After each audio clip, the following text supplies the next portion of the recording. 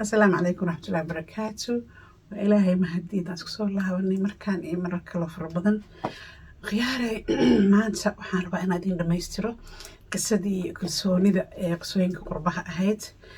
أنت أنا أفقد الجلين قيبت أقدم بيسي محيط قصداس هلا عد سبعة وطا هدي أرتنا لكو عصبت هاي سبسكرايب لايك شير هدي أدنى جوكتني قاعد فرنا كو سودوين يا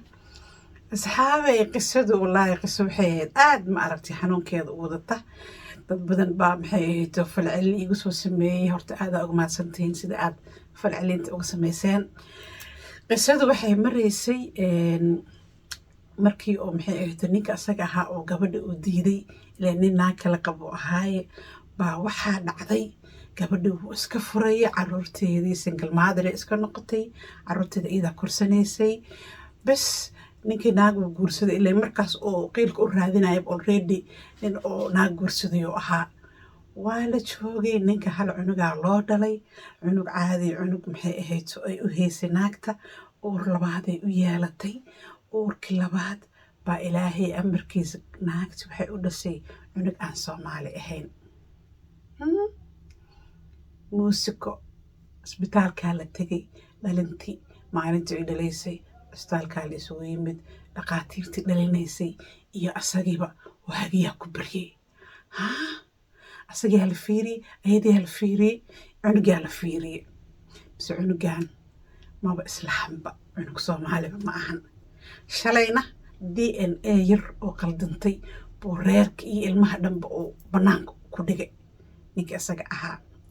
ninka waa iska aamusay wax hadala ma muujinin wuu isdejiyey shibuu iska yiri naagtiisa iska kaxaystay way dhashay gabaray dhashay gabar waxay dhashay maxay ahaydto dhagacas ah waa taqaanaan dadka wadanka ugu imaan dhagacasta la yiraahdo ma idin sii faahfaahinayo gabar dhagacasay dhac ka soo siisay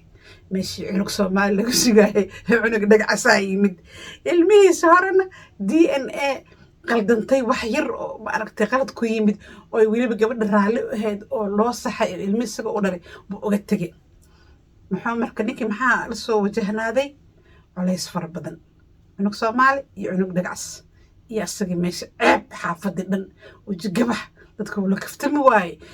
ninka ma aragteen masaajidka markuu tago war ninka maxaa ku dhacay asaga dhanba ninka stress ku dhacay ninka asaga ahaa oo shalay ilmihiisa iyo naagtiisa dayacayay stress waa kana qof walba colbu ka noqday dadka dhan afku u taagaya warkii aad ku daalay naagtu waxay tiri waryaa aniga nin stress qabaaba tahayba nafteedu ma kugu aaminayay cunugtayda ilaahay si cunug qurux badan baan dhalay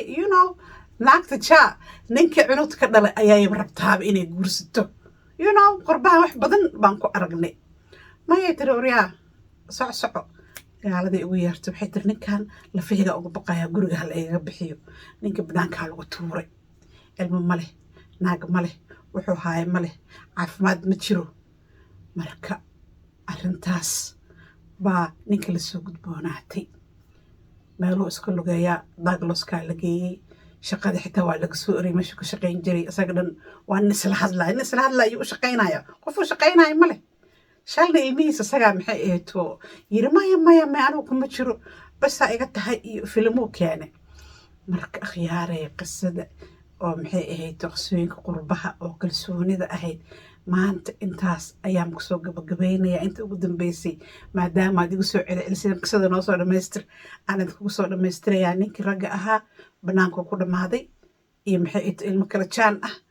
marka Soomaaliya hala digtoonaado qurbuhu waa dhib badan yahay